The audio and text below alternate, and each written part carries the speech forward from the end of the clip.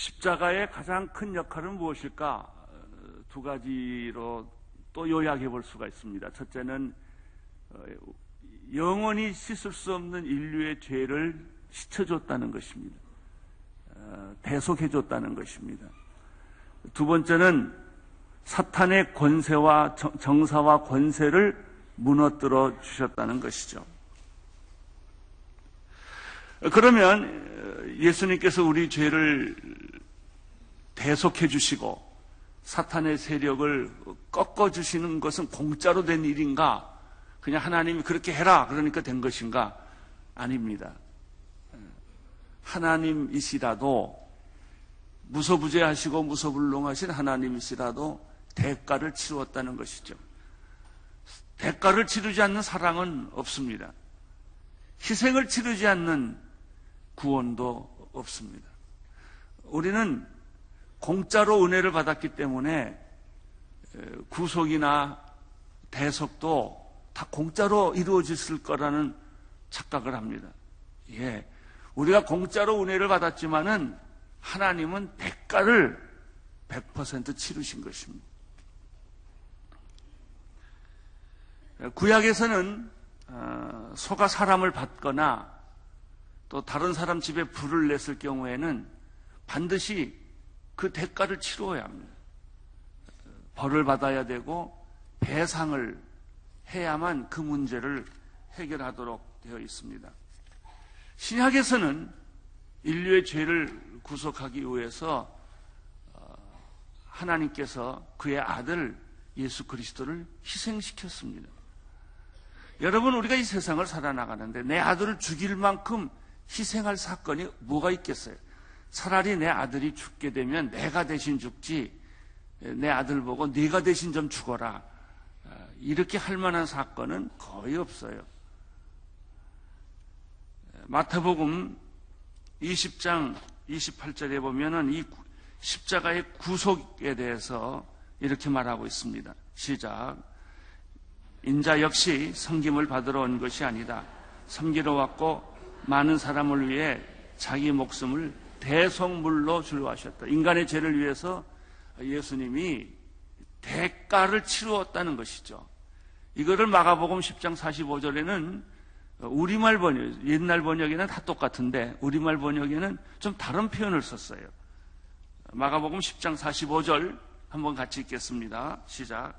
인자 역시 섬김을 받으러 온 것이 아니라 섬기러 왔고 많은 사람들을 구원하기 위해 치를 몸값으로 자기 생명을 내어준 것이다.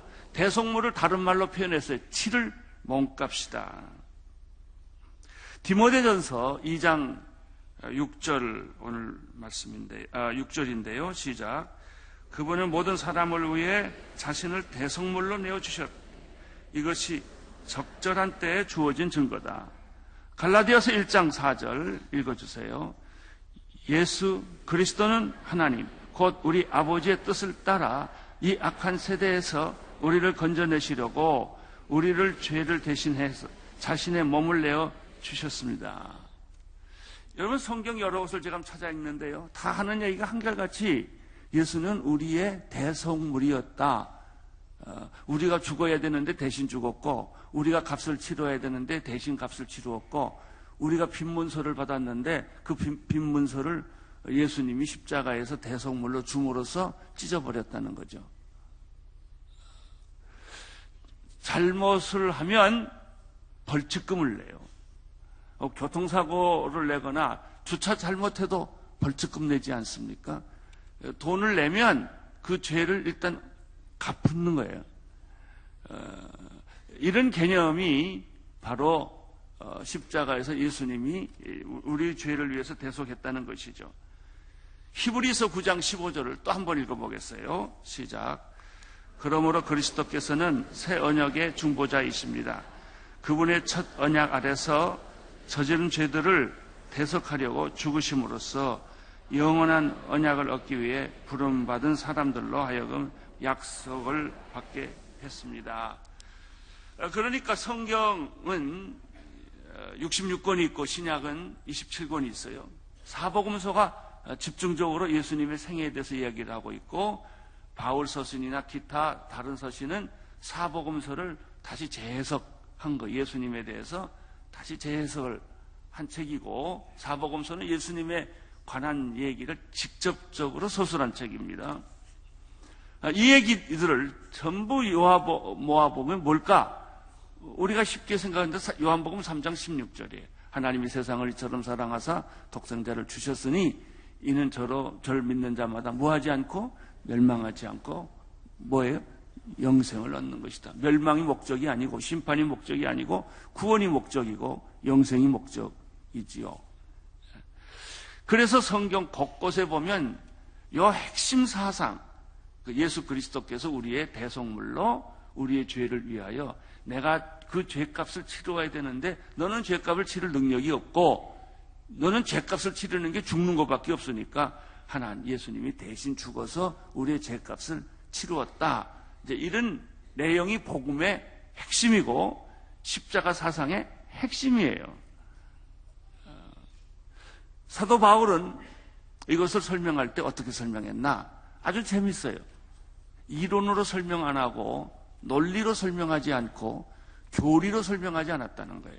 지금 우리의 문제는 뭐냐면요, 이 구원의 진리를 자꾸 이론으로 듣고 논리로 듣고 교리로 들으니까 안 걸리는 거예요. 내가 아무리 십자가 얘기, 보혈 얘기, 구원 얘기를 교회에서 수없이 들어도 그냥 지나가 버리는 거예요. 내게 걸리지를 않아요. 왜냐하면 그것을 논리와 이론과 교리로 설명했기 때문에 그래요. 근데 사도 바울은 이 구원에 관한 기가 막힌 정말 말할 수 없는 감동적인 이 기적 같은 사건을 어떻게 설명했는가? 논리로 설명을 안 하셨어요. 그 대신 이미지로 설명, 이미지. 제일 강력한 게 이미지입니다. 사람하고 얘기할 때도 말하면 다 잊어버리는데 이미지를 주면 안 잊어버립니다. 제 설교의 거의 대부분이 이미지로 개념을 이미지화 시켜서 교인들이 상상하도록 쉽게 말하는 게 제 설교법입니다. 또 다른 말로 말하면 삶의 현장에서 일어나는 일들을 그대로 그림 언어로 만든 거예요. 4가지가 있어요. 구원에 관한 4가지 그림 언어. 구속에 대한, 구원의 십자가에 대한 4가지 그림 언어를 오늘 한번 다시 사도 바울을 통해서 설명함으로 여러분의 구원이 죽었다가 살아나기를 바라고 무감각했다가 아주 감동적인 구원의 메시지가 여러분에게 전달되기를 바랍니다. 4가지 그림 언어라는 것은 일상적으로 우리들이 많이 경험했던 그림에서 그런 상황에서 메시지를 뽑아내는 것입니다. 구약 사람들은 제일 많이 경험하는 것이 제사입니다. 그들은 하나님께 늘 제사를 드렸습니다. 제사를 드린다는 설명이 필요 없어요. 그 레이기 같은 건 뭐냐면요, 우리가 물건을 사면 뭐 라디오를 사든 텔레비전을 사면 설명서가 따라오잖아요. 그게 뭐냐면 하나님의 구원에 대해서 제사를 드렸는데 제사를 하면 무슨 소리인지 아무도 못 알아들으니까 설명서를 쓴 게 레이기예요.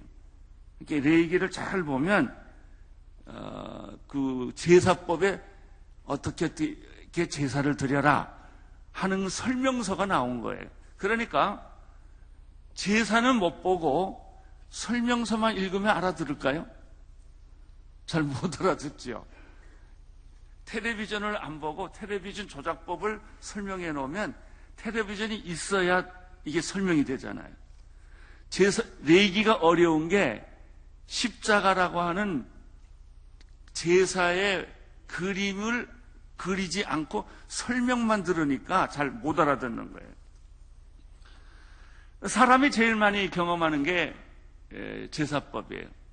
제사를 드리는 걸 가만 보면 꼭 제물이 있더라는 거예요. 그게 소가 됐든 양이 됐든 비둘기가 됐든 제물이 있어서 그 제물을 태우든지 제물을 죽이든지 제물에서 피를 빼든지 해가지고 하나님께 제사를 드리더라는 거예요. 예수라는 분은 누구냐? 십자가라는 게 뭐냐? 그 제사법에 있어서 제물과 같다는 거예요. 제물 없는 제사는 없습니다. 이것을 가리켜 성경은, 사도 바울은 화목 제물이라고 설명을 합니다. 화목 제물. 로마서 3장 25절을 읽겠습니다. 시작. 하나님께서 이 예수를 속죄 제물로 내어 주셨습니다.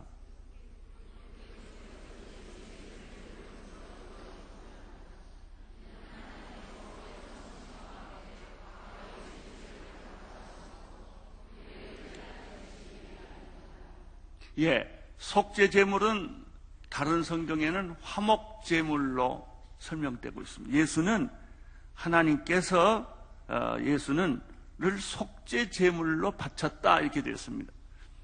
그러면 화목 제물을 바치신 분은 누굽니까? 하나님입니다.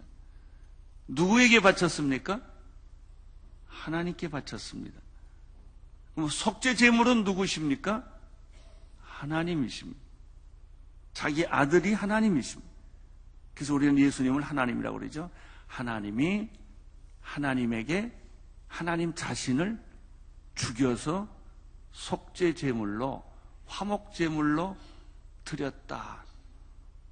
이게 십자가입니다. 속죄 제물이란 우리 죄를 위해서 예수가 죽었는데, 그걸 다른 말로 말하면 하나님이 자기에게 자기를 죽여서 인류를 위해서 우리를 제물로 바쳤다는 얘기예요.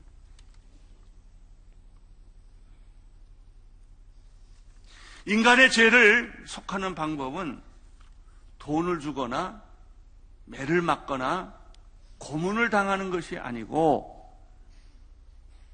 인간의 죄를 속하기 위해서는 하나님이 제물이 되셔야 됐어요. 이렇게 엄청난 사건이에요.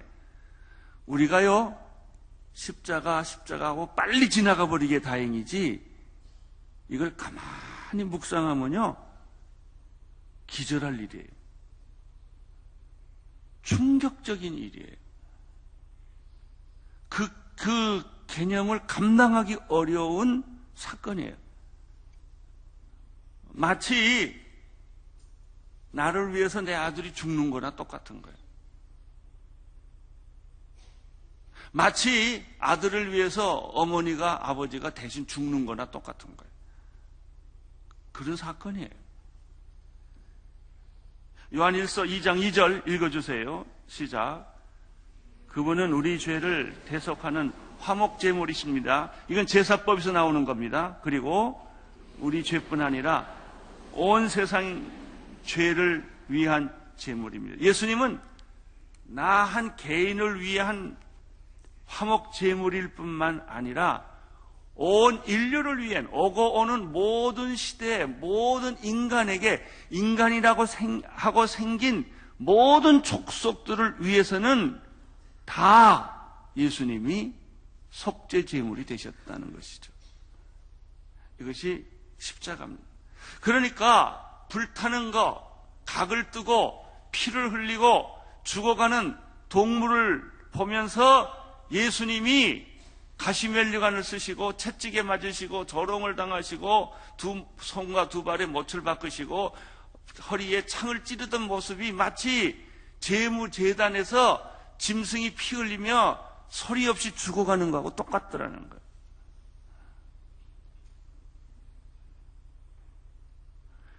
근데 우리는 이런 이미지, 이런 그림을 그리지 않고 그냥 예수가 죽었다고 이론적으로만 지나가 버리기 때문에 예수의 죽음이 여러분의 양심에, 여러분의 도덕에, 여러분의 영혼에 아무런 충격을 주지 않고 지나가 버린 거예요.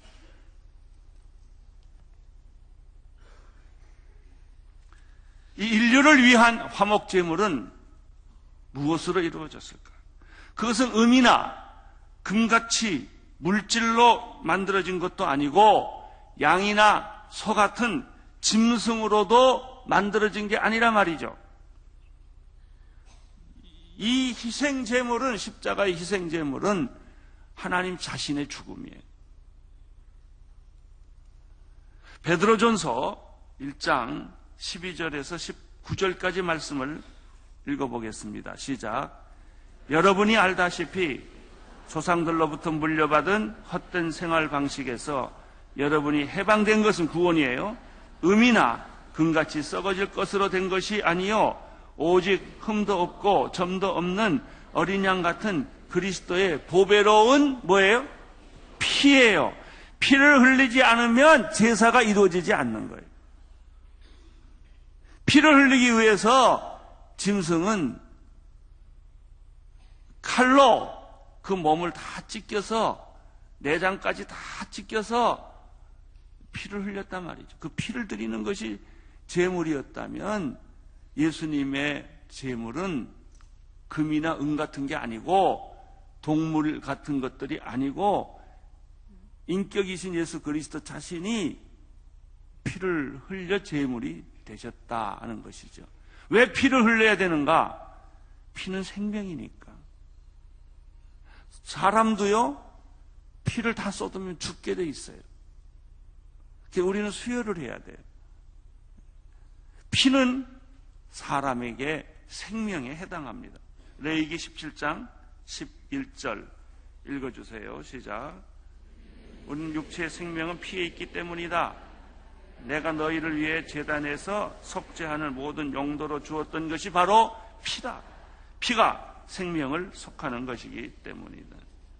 화목제물의 핵심은 예수 그리스도의 십자가고 예수 그리스도의 십자가의 핵심은 십자가에서 흘리신 고난이나 그 조롱이나 이런 거는 하나의 전제 사건이에요. 핵심 사건은 피를 흘리는 거예요. 피가 뿌려지지 않았다면 죄가 없어지지도 않고 생명을 얻지도 못하는 것입니다. 요한일서 4장 10절 말씀 읽겠습니다. 시작. 사랑은 여기 있습니다. 곧 우리가 하나님을 사랑한 것이 아니라 하나님께서 우리를 사랑하셔서 우리 죄를 위해 그분의 아들을 화목제물로 보내주셨습니다. 화목제물은 내가 하나님을 사랑했기 때문에 드리는 제물이 아니라는 거예요. 우리는 보통 내가 하나님을 사랑하는 줄 알아요. 내가 헌금하는 줄 알아요. 내가 예배를 드리는 줄 알아요. 그러나 성경은 이렇게 말합니다. 내가 하나님을 사랑한 것이 아니라 사실은 하나님이 나를 먼저 사랑했다. 하나님이 나를 사랑했기 때문에 하나님이 제물을 드린 것이 내가 제물 드린 게 아니에요. 하나님이 내 아들을 어떻게 살려보려고, 내 아들을 어떻게 구원해 보려고, 저 아들은 죽게 됐는데 자기 스스로의 힘으로는 벗어나지 못하니까 하나님의 그 사랑이, 하나님의 그 긍휼과 자비가 너무 커서 그냥 하나님이 먼저 자기 아들을 세상에 보내시고 십자가에서 제물로 드리신 것이다 하는 것이죠.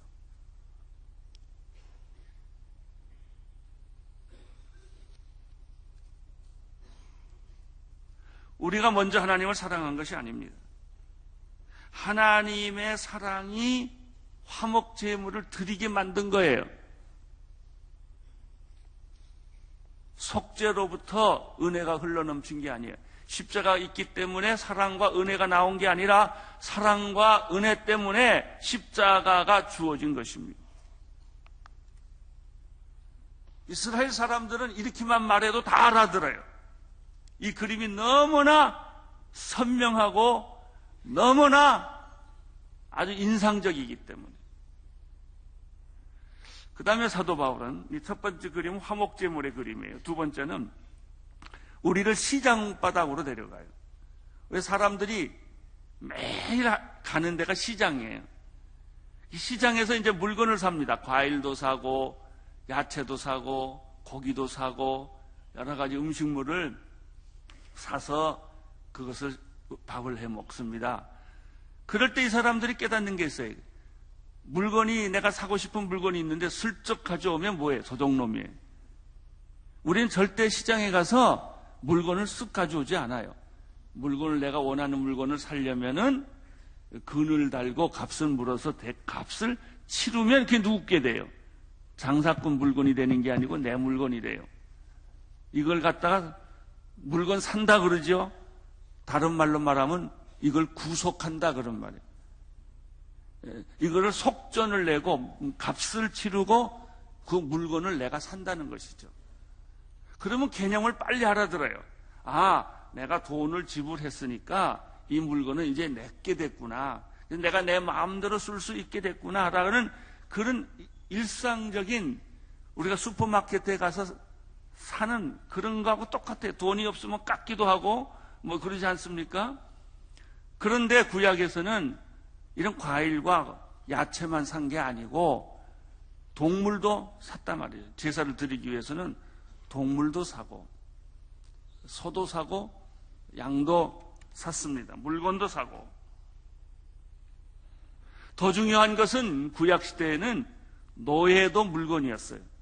그래서 노예를 돈을 주고 샀어요. 그러니까 내 노예를 만들었어요. 그 다음에 이 노예를 자유케 시키는 것은 주인의 마음이에요. 물건이나 또 음식물이나 가축이나 노예를 사고 팔았어요. 이것은 늘 그들이 하는 일상적인 생활이에요. 이론이 아니에요. 그런데 제사에서 제물이 예수 그리스도인 것처럼 물건에서 내가 물건을 살 때 값을 치르는 돈, 그걸 속전이라고 그러는데 그 돈을 지불함으로 노예를 사오는 것처럼 예수님께서 나를 위해서 속전을 지불하셨어요. 하나님. 값을 지불하셨어요. 그걸 구속이라고 그래요. 성경적인 용어로는. 구속을 함으로 하나님께서 죽을 수밖에 없는 죄인을 이제 죄값을 다 제하고 그걸 내 거로 사게 하신 거예요. 이런 언어예요. 이렇게 말하니까 못 알아들을 사람이 어디 있겠어요? 예수님이 나를 사셨구나. 그럼 난 누구 거예요? 예수님 거구나. 노예 상태에서 벗어났구나. 이것을 그들이 알게 된 거예요. 죄의 노예에서부터 사탄의 노예로부터 예수님이 피로 값주고 사셔서 그것은 종이 페이퍼나 동전을 준 게 아니고 예수님이 핏값으로 나를 사신 거예요. 그래서 이제 나는 누구 게 아니에요. 마귀 게 아니에요. 나는 죄의 노예가 아니에요.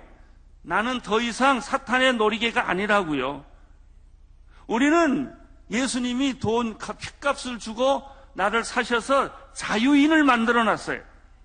내가 너를 자유케 했는데 어찌하여 너는 다시 노예로 돌아가느냐는 말이 그 말이에요. 우린 자유인이 됐어요. 하나님의 자녀가 되었어요. 하나님의 식구가 되었어요. 왜? 예수님이 핏값을 제공했기 때문에.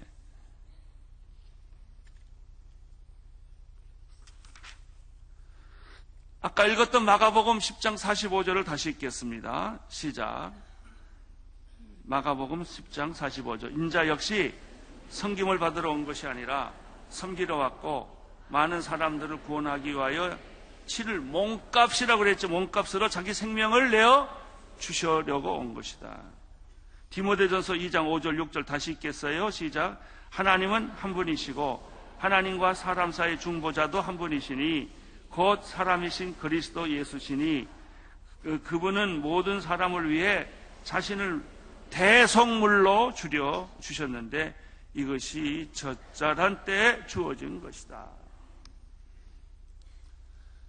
우리의 구원은, 십자가의 구원은 제사에 있어서 화목제물과 같다. 화목제물은 그냥 드리는 것이 아니다. 각을 뜨고 피를 내고 갈기갈기 찢어서 제물로 바치는 거다. 그렇게 함으로 하나님의 진노와 분노를 막아내는 것이다. 이런 그림이에요. 또 하나는 시장에서 물건을 사듯이 물건을 산 게 아니라 노예를 살 때 예수님이 핏값을 주고 사탄의 노예에서부터 우리를 해방시킨 것이다. 이게 구원입니다. 여러분이 구원받았다라고 할 때 이런 생각하세요? 내가 구원받았다라는 말은 와, 내가 사탄의 노예에서부터 예수님이 핏값 주고 날 사서 하나님의 자녀로 만들어 주셨구나. 이걸 느끼고, 이걸 경험하고, 이걸 누리고, 이걸 체험하는 거예요. 이제 세 번째, 예수님 당시의 사람들이 또 가장 익숙한 것은 제사 드리는 거, 시장에 가서 물건 사는 거, 노예 사는 거도 있었지만 또 하나 있었어요. 맨날 그들은 투닥투닥 싸워가지고 수를 해서 재판장을 가야 돼요. 누가 옳으냐 이거예요. 판결을 받아야 돼요. 그래서 그들이 아주 익숙한 생활 공간이 재판장이었어요. 요즘 우리나라도 고발공화국이 돼가지고 얼마나 그냥 뭐만 조금만 잘못하면 다 고발해버리잖아요. 다 고소하고 고발하고. 그래서 검사한테 조사받고 판사한테 재판받고. 아마 우리 인생의 거의 대부분이 거기에 연결 안 된 사람이 없을 정도로 그렇게 살아요. 그런데 마귀가 우리를 고발한 거예요. 마귀가 우리를 고발해서 사형 선고받도록 한 거예요. 그 사실이에요. 죄값은 사망이에요. 하나님의 절대 정의 앞에, 거룩한 정의 앞에는 어떤 인간도 한 사람도 피해갈 수가 없어요. 그래서 우리는 사형 선고를 받은 거예요. 사형 선고를 받았는데 오늘 말씀을 보면 하나님께서 사형 선고를 받은 날 보고 하는 얘기가 여러 가지 재판을 해보시더니 변호를 들으시더니 하나님이 결론을 내렸어요. 너는 사형 선고지만은 사형 선고를 안 내리고 무죄 선언을 하겠다 하고 선언해 버렸어요. 이걸 가리켜 칭의라고 그래요. 의롭다 하심을 받았다. 원래 나는 죽게 되어 있는데 사형 선고를 받았는데 하나님이 그 선고를 무죄 선언으로, 사죄 선언으로 선언했어요. 내가 죄인이지만 너를 의롭다. 예수님 때문에 예수님이 내 죄를 값을 치르셨어요. 내가 죽어야 할 값을 치루었기 때문에 나는 너를 무죄로 선언하노라. 너는 이제부터 죄가 없다. 이걸 가리켜 사죄 선언이라고 그래요. 의롭지 않는데 의롭다 하시고 선하지 않는데 선하다 하시고 용서받을 수 없는 죄인인데 용서받은 죄인으로 만드신 거예요. 죄라는 부채를 탕감시켜 주었어요. 죄는 우리를 땅 끝으로 끌고 가요.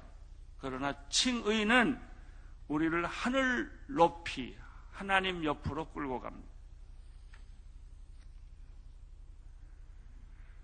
의롭게 되었다. 칭의, 너는 이제는 죄인이 아니다. 죽을 죄인이 아니다. 죽을 죄인이었지만 이제 예수 그리스도께서 너를 위해서 대신 죽음을 대신 졌기 때문에 너는 죄값에서부터 자유롭고 이제 내가 너한테 선언하는데 사죄를 선언하노라. 일어났더니요, 드라마에서 연인들끼리 잘못해놓고는 딱 자기가 내가 너 죄를 사하노라 이런 드라마가 나오더라고요. 그건 연인들끼리 잘못해서 내가 내 죄를 사하노라 이 말이 아니에요. 이건 아주 하나님의 사죄를 모욕하는 거예요. 아주 모욕하는 거예요. 내 죄를 사하노라 라고 하는 것은 하나님밖에 없어요. 사람은 그 말 못해요. 또 내 죄를 사하노라 했을 때는 그 사람이 죽어야 할 핏값을 치른 사람만이 그 말을 할 수 있어요. 그런데 내가 좋은 마음을 가지고 그래 내 죄 봐줄게, 내 죄 용서한다, 이게 아니에요. 전혀 아니에요. 여러분, 죄를 하나님이 사죄 선언하셨어요. 이 죄를 선언하기 위해서 예수님은 여러분이 죽어야 할 죽음의 값을 예수님이 핏값으로 치르셨어요. 그래서 그 선언이 가능한 거예요. 칭의. 칭의란 말은 너무나 소중하고 너무나 귀하고 그 결과가 너무나 엄청난 거예요. 이 칭의와 비슷한 개념이 하나 있어요. 성화예요. 성화. 칭의는 재판장이 무죄 선언하고 선언하는 순간부터 효력이 발생되잖아요. 칭의가 그래. 하나님이 예수 때문에 내 죄를 내가 사하기로 결정했다라고 하는 순간에 효력이 발생. 그러나 성화는 안 그래요. 성화는 예수 믿고 내가 구원받았지만 성화는 평생 걸려요. 칭의와 성화는 가장 가까운 관계이면서도 가장 다른 관념입니다. 이북에서 탈북자가 왔어요. 그 순간부터 대한민국의 자유의 품에 와서 대한민국의 모든 법의 적용을 받지만 이 사람이 서울 생활, 한국 생활을 익숙하는 데는 굉장히 많이 고생을 해요. 다 실수를 해요. 다 이해를 못해요. 왜 남한에서는 이렇게 사나? 이걸 이해를 못해요. 근데 세월이 가면서 배우는 거예요. 이게 우리가 천국 레슨이에요. 천국 삶이 너무나 어색해요. 맨날 사기치고 욕하던 사람이 욕 안 하려면요, 입이 근질근질해서 못 살아요. 주먹을 항상 쥐고 남 때리던 사람이 안 때리려니까 주먹이 근질근질하는 거예요. 그거 마찬가지예요. 우리가 칭의로 의롭다함을 받았지만 칭의로 의롭다함을 받았다고 다 완성되는가? 아니에요. 우리는 아직도 옛날 죄인의 생활이 그대로 몸에 남았어요. 지옥의 삶이 그대로 몸에 남아있어요. 문화 충격을 천국 충격을 받는 거예요. 천국에서는 이러지 않네. 천국에서는 이런 말 하지 않네. 천국에서는 이렇게 행동하지 않네. 이런 것을 하나씩 하나씩 보면서 문화 충격을 받는 거예요.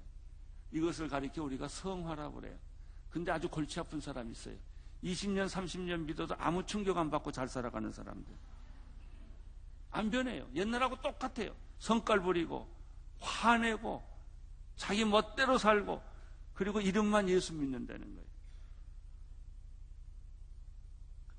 그 사람에게는 칭의가 있을지는 몰라도 성화는 없어요.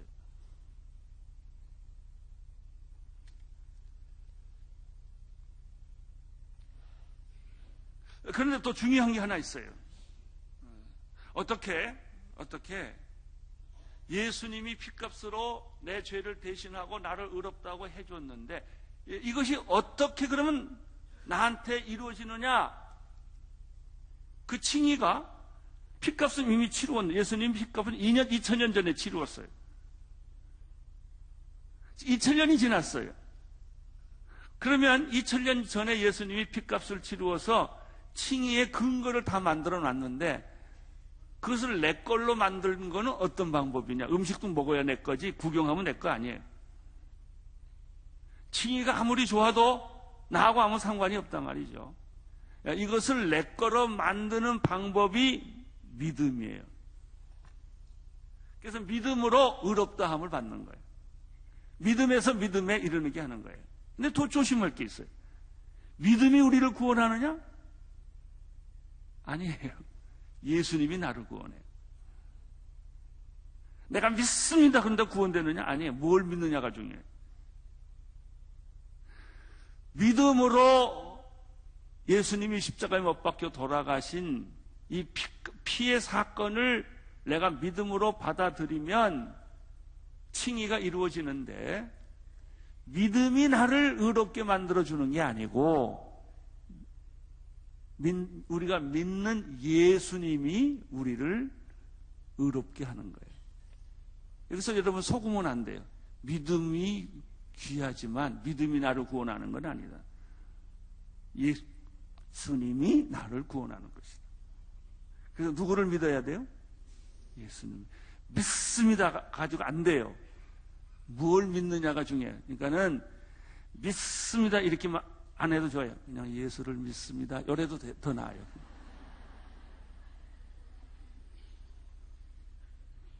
찡그릴 것도 없고 침 튀길 것도 없고 인상 쓸 것도 없어요. 왜? 그것이 나를 구원하는 게 아니니까. 밤새도록 믿습니다 믿습니다 해도 날 구원이 안 돼요. 믿음이 날 구원하는 게 아니에요. 예수님이 날 구원해요. 그래서 여러분이 믿는 내용이 뭐냐를 똑바로 이해를 해야 돼요. 정확하게 일을 해야 돼요. 1 더하기 1은 2입니다. 이렇게 해도 2고요. 1 더하기 1은 2입니다. 이래도 2예요.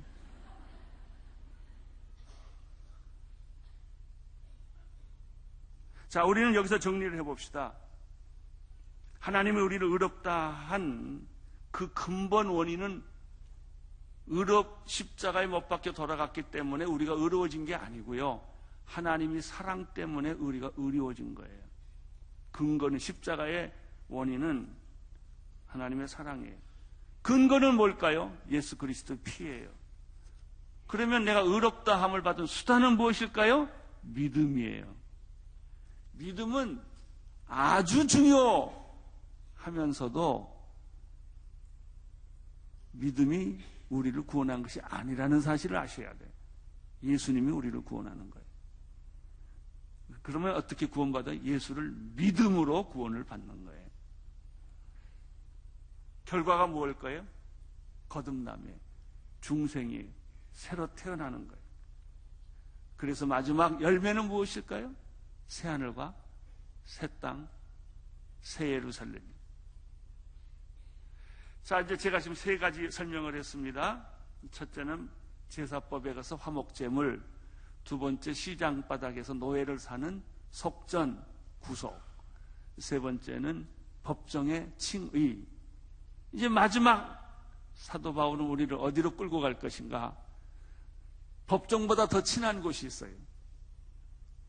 시장바닥보다 더 친한 곳이 있어요. 제사보다 더 친한 것이 있어요. 그게 가정이에요. 가정.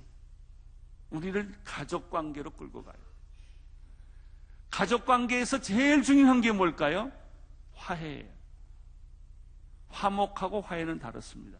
성경에서 이 두 단어를 혼돈해서 쓰기 때문에 우리 한국 번역에는 사람들이 화목이나 화해나 비슷한 거다 이렇게 생각을 해요. 화목은 제사에서 쓰는 화목제물이고요. 화해는 갈등, 미움, 서로 원수된 상태에서 화해하는 거예요. 부부 사이의 화해. 가족의 제일 중요한, 가장 중요한 요점은 화해하는 거예요. 자식하고 부모가 뭐예요? 화해하는 거고. 친척들과도 뭐 해야 돼요? 이게 가족이에요. 친척들과 다 화해하시기를 축원합니다. 부부관계가 다 화해되기를 축원합니다. 여러분 자녀들과 화해하기를 축원합니다. 이 가족의 대명사는 화해예요. 화해가 되므로 행복한 가정을 만드는 거예요. 돈 많은 가정, 유명한 가정이 행복한 가정 아니에요. 화해가 있어야 돼요. 그러면 화해는 어떻게 이루어진 것일까? 예수님이 먼저 하나님이 먼저 우리를 화해시키셨단 말이에요. 예수님 때문에 하나님과 우리가 화해가 된 데서부터 이야기가 나옵니다. 고린도 후서 5장 17, 18, 19절 읽겠습니다. 시작.